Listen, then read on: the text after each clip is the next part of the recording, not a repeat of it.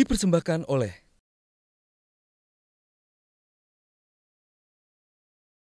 Ini kan makin menarik ya, antara isi buku skenario-nya seperti apa. Mungkin kadang-kadang pemirsa di rumah jangan-jangan belum terlalu paham.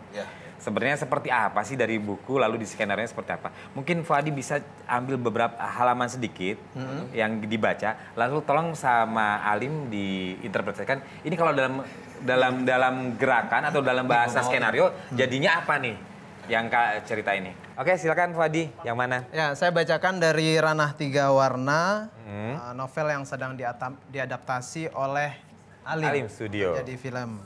Di bagian imigrasi, suara bariton petugas imigrasi berbadan raksasa terasa bagai nyanyian merdu. Bienvenue à Montréal, selamat datang di Montreal, katanya. Merci beaucoup, terima kasih banyak, jawabku.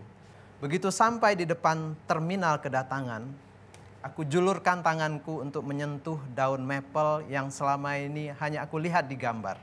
Ada yang hijau segar, ada yang kuning, ada yang merah terang, ada yang daunnya kombinasi 3 warna itu indah sekali.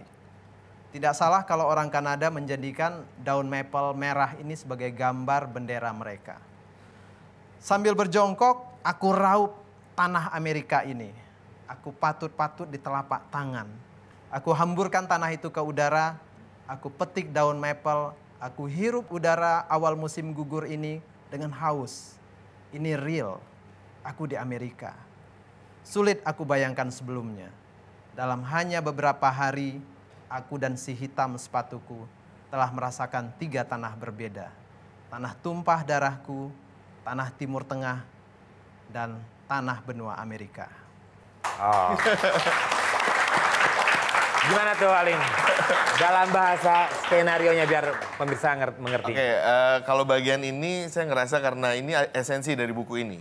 Gitu. Penggambaran daun maple dengan 3 warna itu adalah esensi dari buku Ranah 3 Warna. Artinya dia tiba di negeri itu.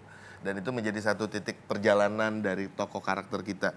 Jadi kalau saya, ya pertama penggambaran di airport itu kalau memang memungkinkan menurut produser bisa dilakukan.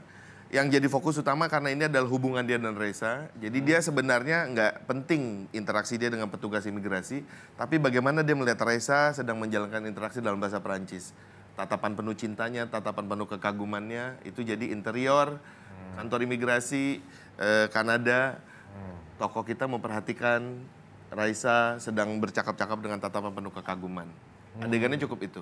Sementara suara petugas imigrasi yang menjadi background. Menurut saya ini sebenarnya cukup panjang. Jadi Katu adalah traveling.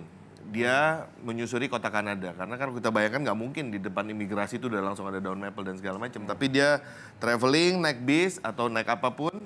Terus dia lihat maple sedang jatuh gugur. Dia turun. Biar dramatis, stop Pak.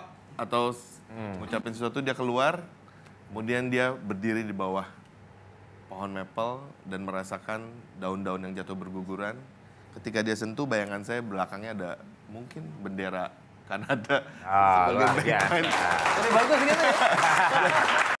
dipersembahkan oleh